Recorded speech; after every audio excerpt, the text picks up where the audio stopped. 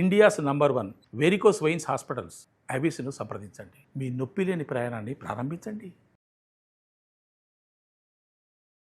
నమస్తే రమ్మగారు. నమస్తే జయ. చందమామ కథ ఏదైనా చెప్తారా? చెప్తాం. రాతిసింహం కథ. పూర్వం అట ఒక పల్లెటూరులో ఓ ఇద్దరు అన్నదమ్ములు ఉండేవాళ్ళట. ఉంటే తండ్రి కొంతకాలం ఉండి గతించాడు. ఆయన ఏం చెప్పాడు, అన్నదమ్ములు ఇద్దరిని పంచుకుని తినండి అని చెప్పాడట. అన్నయ్యకి పెళ్ళి అయిపోయింది, అన్న వదిన ఉన్నారు. ఏ పంచుకోవడం అంటే ఏం పంచుకుంటాం, పనులు పంచుకుంటారు. ఏ అన్నదమ్ములు డబ్బులు పంచుకునే వాళ్ళు కనపడేవాళ్ళు కాదు. ఈ పల్లెటూళ్ళలో దుర్మార్గులుగానే ఉండేవాళ్ళు ఎక్కువ. ఎందుకనో కథల్లోనే అలా కనపడుతుంది. అయితే ఏమైంది, ఈ కొన్ని రోజులు గడిచాక ఆ వదిన రోజు అనేది ఏంటి పనంతా పెద్ద పనులన్నీ మీరు చేస్తున్నారు, వాడి పిల్ల పనులు చేస్తున్నాడు, వీడిని ఎందుకు పోషించాలి మనం అంటుండేది. అనగా అనగా అనగా అనగా తమ్ముడిని అన్నయ్య అన్నాడు, ఒరే నాయన ఇక నేనే నిన్ను పోషించడం ఎట్లా, నీ పొట్ట నువ్వు పోసుకో, నీ దారి నువ్వు వెళ్ళు, ఏదైనా పని చేసుకో, నా మీద ఆధారపడి ఉండద్దు. ఈ పొలం పుట్ర ఇల్లు వాకిలి ఏవో కొద్దిగా ఉన్నాయి, ఉన్నవి నేను చూసుకుంటా, నీ దారి నువ్వు వెళ్ళమన్నాడు. కుర్రాడికి ఏం చేయాలో తెలియలే. అన్నయ్య వెళ్ళిపోమంటున్నాడు. సరే అక్కడ పెద్దగా వాళ్ళకు ఉన్నది ఏం లేదు, ఆ ఉన్నది చెరసగం. కానీ అన్నయ్య ఆ మాట ఎత్తటల్లా, ఇదంతా నేను నాదేనంటున్నాడు. సరే తమ్ముడు ఏం చేశాడు, వాళ్ళ అమ్మకి చెప్పాడు, అమ్మ అన్నయ్య నన్ను వెళ్ళిపోమంటున్నాడు ఇంట్లోంచి, మరి నేను అటు కొండ దిగి అవతల ఊరిలో ఏదైనా పని చేసుకుని బతుకుతానమ్మా అన్నాడు. వాళ్ళ అమ్మ అంది, నాయన ఇవాళ నిన్ను బొమ్మన్నాడు, రేపొద్దున నన్ను బొమ్మంటాడురా, నువ్వైతే ఏదో కాయ కష్టం చేసుకుని అన్నం తింటావు, నేనేం చేస్తాను, మరి నా వల్ల కాదు కదా, నీతో ఉంటా, నీకు అన్నం వండి పెట్టాలి కదా, నీ పెళ్ళి అయ్యేదాకా నేను చూసుకోవాలిగా, నేను చూసుకుంటాను, నన్ను నీతో తీసుకుపోరా, నన్ను ఇద్దరం కలిసి వెళ్ళిపోదాను రా. తమ్ముడు చెప్పాడు, అమ్మని తీసుకెళ్తాను నాతో అంటే ఆ కోడలు సంతోషించింది. ఇక అత్తగారి పెత్తనం ఉండదు, హాయిగా ఇల్లంతా మనమే ఏలుకోవచ్చని సరేనన్నారు. చిన్న కొడుకు తల్లి కలిసి బయలుదేరారు. ఒక ఎత్తైన కొండ ఉంది వాళ్ళ ఊరు దాటాక. ఆ కొండ దిగువన ఇంకొక ఊరుంది, వీళ్ళది చిన్న ఊరు, అవతలది కొంచెం పట్టణం. ఈ కొండ మీదకి వెళ్ళి సగపడి దిగుతుంటే వాళ్ళకి ఒక పురాతనమైన ఇల్లు ఒకటి కనపడింది. ఎవరో కట్టుకున్నారు పాతకాలంలో, బంగ్లా లాంటిది, పెద్దది కాదు, ఈ వేసవి విడుదలుగాను అలాగూ కట్టుకునేవాళ్ళు అప్పట్లో.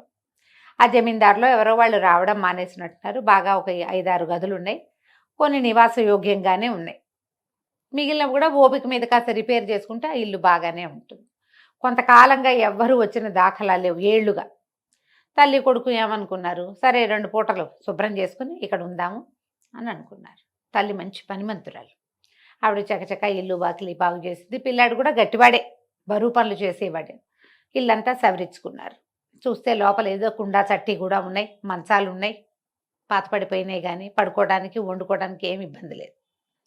పొయ్యికి ఏముంది, కొండ మీద 4 చితుకులు పెట్టి 2 రాళ్ళు పెట్టుకుంటే మంట పొయ్యి, గిన్నెలు అయితే ఉన్నాయి. సరే కుర్రాడు ఏమన్నాడమ్మా, అటు కొండ మీదకి వెళ్ళి ఏమైనా కొంచెం చెట్లు కొట్టుకుని ఊళ్ళోకి తీసుకెళ్ళి కట్టెలు అమ్ముకొస్తానమ్మా అన్నాడు. తల్లి ఏం చేసింది, వచ్చేటప్పుడే తమ సామాన్లతో పాటు ఇన్ని బియ్యం పప్పు కూర అన్ని పట్టుకొచ్చింది, పప్పు ఉప్పు తెచ్చింది.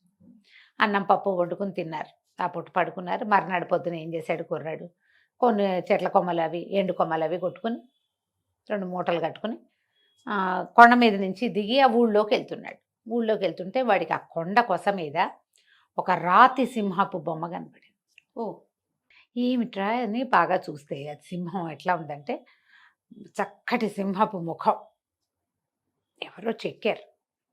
ఒకవేళ ఈ కొండ దేవుడు కాబోలు, ఈ కొండ దేవుడు అవటం వల్లే కరుణ వల్లే దొరికినాయి ఇన్ని అమ్ముకోవటానికి అని అనుకుని సరేనని అక్కడ దండం పెట్టుకుని ఇక చెట్ల కొమ్మలు 2 మోపులు కట్టాడుగా, 2 మోపులు ఊళ్ళోకి దిగి వెళ్ళి అమ్ముకున్నాడు.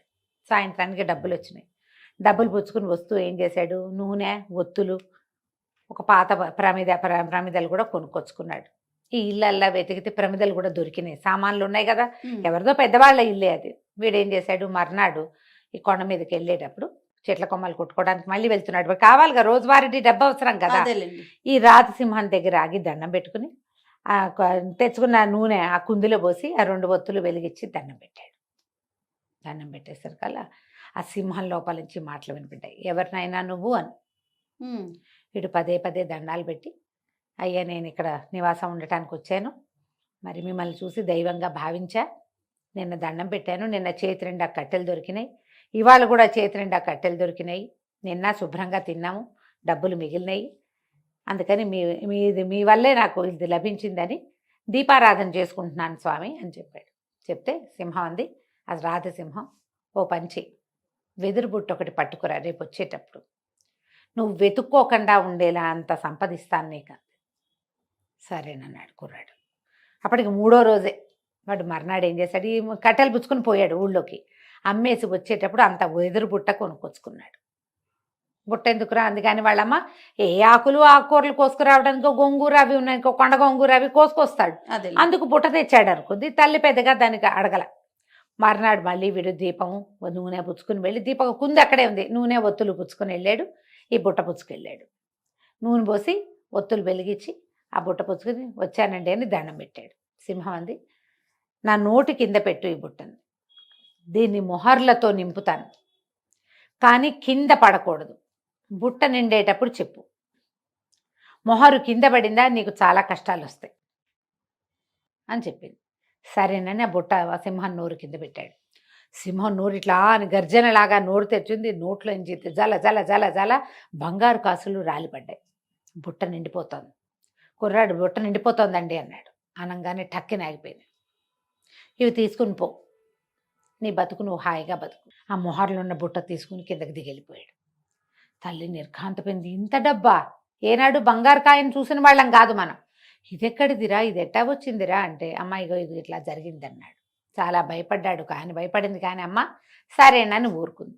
కుర్రాడు ఏం చేశాడు, శుభ్రంగా ఊళ్ళోకి వెళ్ళి 4 మనుషులను తెచ్చి ఇంటికి సున్నాలు వేయించి ఇల్లంతా బాగు చేసుకుని చుట్టూతా కోరడి కట్టి ఇంట్లోకి కావలసిన సామాన్లు కొనుక్కుని ఒక 1/2 డజన్ మేకలు, ఓ 4 గొడ్లు కొనుక్కుని డబ్బులు తినేద్దాం అనుకోలేవాడు.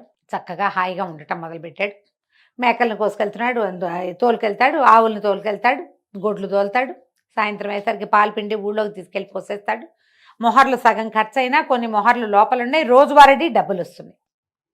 నీకు ప్రతిరోజు పాడి బయటికి వెళ్తుంటే డబ్బే కదా వచ్చేది. చక్కగా ఉన్నాడు పచ్చగా. ఈ కొండ ప్రాంతం నుంచి దిగి పై ఊరు వెళ్ళే వాళ్ళందరూ చూశారు, చిన్నవాడు బాగున్నాడు బాగున్నాడని. ఎవరో 2-3 పెద్ద మనుషులు, మీ వాడికేమో బ్రహ్మాండంగా ఉన్నాడు, కొండ మీద ఏదో ఇల్లు పెట్టాడు, ఇల్లంతా బాగు చేశాడు, మరి గొడ్లున్నాయి, నేడో రేపో పిల్లనిస్తారు ఎవరైనా వాడికి, వాడి పని పసందుగా ఉందన్నారు. వీడికి అర్థం కాల, నేనేమి ఇచ్చి పంపలేదే వీడికి, వీడికి ఏదైనా పాత ఏదైనా దొరికి ఉండాలి.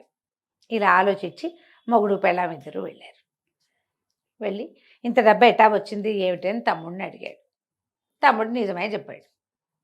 సింహం తల ఉంది కొండ మీద, ఆయన ఒక దేవుడు, నేను రోజు వెళ్ళి దీపం పెట్టొస్తాను, ఆయనే ఇది నాకు ఇచ్చాడు. సరే ఈయనకు అనిపించింది, ఏమిటి మనం మాత్రం ఎందుకు ఊరుకోవాలి, ఇల్లు వాకిలి ఉన్నాయి అనుకో, పొలం పుట్రా ఉన్నాయి, ఒడ్డు గోదా ఉన్నాయి, ఉంటే డబ్బొద్దు కావాలి ఇంకా. సరే ఆలోచించుకుని పట్నం వెళ్ళి 2 పెద్ద పెద్ద దీపపు కుందులు, ఒక పెద్ద వెండి పళ్ళెం పుచ్చుకొచ్చాడు. సరే పళ్ళెంలో పళ్ళు గిళ్ళు పెట్టి దీపారాధన చేసి సింహం ముఖం దగ్గర పెట్టాడు. ఎవరు నువ్వు అని అడిగింది సింహం. అయ్యా నేను ఊర్లో ఉంటానండి, మా తమ్ముడు కట్టెలు కొట్టుకోవడానికి వచ్చి మీకు దీపం పెట్టి మీకు దండం పెట్టాడని మీరు వాడికి మొహర్లు ఇచ్చారు, నాకు కూడా దయచేయండి అవి అన్నాడు. సింహం అంది, సరే అలాగే, నోటి కింద బుట్ట పెట్టు, నిండేటప్పుడు చెప్పు చెప్పు. సరే వీడు బుట్ట పుచ్చుకొచ్చాడు, పెద్ద బుట్ట తెచ్చాడు. సింహం హెచ్చరించింది, మొహరు కింద పడితే కీడు జరుగుతుంది, కింద పడకుండా చూసుకో, నిండేటప్పుడు చెప్పు. సరే మొహర్లు గలగల గలగల రాలడం మొదలుపెట్టాయి. వీడేమనుకున్నాడు, ఇట్లా కొప్పుగా వచ్చాక చెబుదామనుకున్నాడు. తమ్ముడు ఇంత మటుకు రాగానే ఆపేశాడు. ఆశపాతకులకు ఎలా ఉంటుంది, ఆఖరిది కూడా వదిలిపెట్ట బుద్ధి కాదు. ఇన్ని వచ్చినాయి, ఆ 2 లేకపోతే ఏమిట్లే అనిపించదు. మనని మనం హెచ్చరించుకోవాలి ఇలాంటప్పుడు. ఇన్ని ఉంది చాలు, ఆ 1000 లేకపోతే ఏమైంది, ఆ 10,000 లేకపోతే ఏమైంది, ఆ 1,00,000 లేకపోతే ఏమైంది అలా అనుకో. ఆశపాతకత్వం అది. ఇతను ఏం చేశాడు, ఇట్లా కొప్పుగా వచ్చాక చెప్దామనుకున్నాడు. మొహర్లు నున్నగా ఉంటాయి, కొప్పుగా వచ్చే సమయానికి మొహర్లు ఒకదాని మీద ఒకటి పడి ఒకటి జర్రం జారి నేలకు తగిలింది. ఎప్పుడైతే మొహరు నేలకు తగిలిందో సింహంలోంచి నోట్లోంచి డబ్బులు పడ్డం అయిపోయింది. ఇతను బుట్ట పుచ్చుకుని వెళ్ళిపోదాం అనుకున్నాడు. సింహం అంది, నాయనా గొంతులో ఏదో అడ్డం పడింది, తీయవా ఒకసారి అంది. నోరు తెరిచింది కదా, ఇతను ఏం చేశాడు, కుడి చేయి ఇట్లా నోట్లో పెట్టాడు. ఆ సింహం నోట్లో పెట్టంగానే సింహం నోరు మూసేసింది, ఇక్కడ దాకా చేయి పట్టేసింది. చూస్తూ ఉండగానే బుట్ట నిండా ఉన్నాయా మొహర్లు, నేలకు తగిలిన మొహరేమో మట్టి పెళ్ళైపోయింది, మట్టి పెళ్ళలాగా అయిపోయింది. చూస్తూ ఉండగానే బుట్టలో ఉన్నవన్నీ మట్టి పెళ్ళలు అయిపోయింది. తను లబోదిబో ఏం చేసినా ఆ సింహం నోరు తెరవలా, ఇంకా నోరు మూసుకునే ఉంది. సాయంత్రం అయింది, ఇతను దిగిరాల. ఆ భార్యకి అర్థం కాల. దీపం పెట్టి డబ్బులు పుచ్చుకొస్తానన్నవాడు రాడేమిటి? పైకి ఎక్కింది. ఎక్కి చూస్తే ఏముంది, సింహం నోట్లో చేయి చిక్కుకుపోయి అక్కడే ఉన్నాడు. లబోదిబో ఏం చేస్తుంది? సరే మళ్ళీ దిగెళ్ళి మొగుడికి అన్నం పట్టుకొచ్చి పెట్టింది. అతను ఆ సింహం నోట్లోనే చేయి పెట్టుకుని అక్కడే ఉండిపోయాడు. అయ్యో. ఆ అమ్మాయి రోజు వచ్చి అన్నం పెట్టేది. పొలం పని చేయటం లేదు, ఈ కొండ ఇంత దగ్గర ఉందా, రోజు పడుతుంది, పూట పట్టేస్తుంది, ఎక్కాలి దిగాలి. తను రాకపోతే మొగుడికి తిండి లేదు. ఎవరికి చెప్తారు ఈ సంగతి? అంతే. ఇక రోజు ఎక్కేది. చూస్తూ ఉండగానే ఓ రోజు ఆవులను కట్టేసి వచ్చింది. ఆవులు విడిపించుకుని ఎక్కడికో వెళ్ళిపోయింది. పొలం నిండా పైరుంది, పైరు మొత్తం మాడిపోయింది. పైరు మాడిపోయింది, గొడ్లు పోయినాయి. ఈ అమ్మాయి పైకి రావాలి, కింద వంట చేసి పెట్టే దిక్కు లేదు, సంపాదించే నాదుడు లేడు. సంపాదించేవాడు సింహం నోట్లో తలకాయ పెట్టుకుని చేయి పెట్టుకుని కూర్చున్నాడు. ఇక లబలబల ఆడిపోతూ ఉండేది. 5 రోజులు 8 రోజులు గడిచాక భార్య ఏడ్చుకుంటూ వచ్చింది. ఏమండి, మన ఇంట్లో ఏమీ లేవు, కుండలు కూడా పగిలిపోయినాయి, ఆఖరికి మనం బికారి వాళ్ళం అయిపోయాం, అత్యాసపడి ఈ పని చేసావు నువ్వు అనేసరికి మన సొమ్మంతా పోయిందా అన్నాడు. అనగానే సింహం పక్క పక్క పక్క పక్క నవ్విందట నోరు తెచ్చి. ఆశపాతకులకి ఏమవుతుంది? మొదటికి మోసం వస్తుంది. అంతే కదా. అత్యాస పడితే ఇలాగే జరుగుతుంది. ఉన్నది చాలు, ఏముందో దాంతో సరిపెట్టుకుందాం, సంపాదించినా ఇంకా ఇంకా ఇంకా అనుకుంటే మొదటికే మోసం వస్తుంది. ఎప్పుడైతే ఈ సింహం నోరు తెరిచిందో బతుకు జీవుడా అని చెయ్యి కప్పుకొని లాగేసుకున్నాడు. చెయ్యి అంతా కొంచెం నజ్జు నజ్జుగా అయ్యింది, కానీ పర్వాలేదు, అమ్మయ్య ప్రాణాలు నిలబడ్డాయిరా దేవుడా అని ఆ రాతి సింహానికి దండం పెట్టి దిగి తమ్ముడింటికి నడుచుకుంటూ వెళ్ళారు. వెళితే చెయ్యంతా నలిగిపోయిందిగా. తల్లి చూసే లపలపలాడింది. ఏమిట్రా నాయన ఇట్లా అయిపోయిందంటే, బోరుమని ఏడిచి నా అత్యాస వల్లే నాకు ఇట్లా అయింది, వీడికి ఏమీ ఇవ్వకుండా పంపించినా వీడు సంపాదించుకున్నాడు బుద్ధిమంతుడయ్యి, నాకు బుద్ధి లేక నేను ఇది చేశాను అంటే అది కోడలు కూడా ఏడ్చింది. గిన్నెలు చట్లు కూడా పగిలిపోయినాయి, గుడ్లు వెళ్ళిపోయినాయి, పంటలు మాడిపోయినాయి, ఇంట్లో ఒక్క వస్తువు లేదు, ఎలుకలు తినేసాయి, బియ్యము ధాన్యము వీళ్ళ దగ్గర పప్పులు ఉప్పులు మొత్తం పోయినాయి అత్యాస వల్ల అనేసరికి తమ్ముడు అన్నాడు, 2 రోజులుండి చేయి మానేదాకా అని చెప్పి తన దగ్గర ఉంచుకుని అన్నయ్య కొంచెం స్వస్థత చెందాక తన గొడ్లలోంచి 4 గొడ్లు, తన మేకల్లోంచి 4 మేకలు, తన మొహర్లలోంచి 4 మొహర్లు చేతిలో పెట్టి నీ దారి నువ్వు ఏర్పరచుకో అన్నయ్య అని చెప్పి పంపించాడు. ఇతను వాడి తమ్ముడిచ్చిన 4 మొహర్లు పుచ్చుకుని ఆ గొడ్లని మేకల్ని తోలుకుని మొగుడు పెళ్ళం కొండ దిగి ఇంటికి వచ్చేసారు. నిదానంగా మళ్ళీ తమ జీవితాలు తాము స్వాధీనం చేసుకున్నారు. ఆశపాతకంగా ప్రవర్తించద్దు అని చెప్పటం కోసం ఈ కథను చెప్పుకోవచ్చు. చాలా చాలా బాగుంది. నమస్తే. నమస్తే జీ.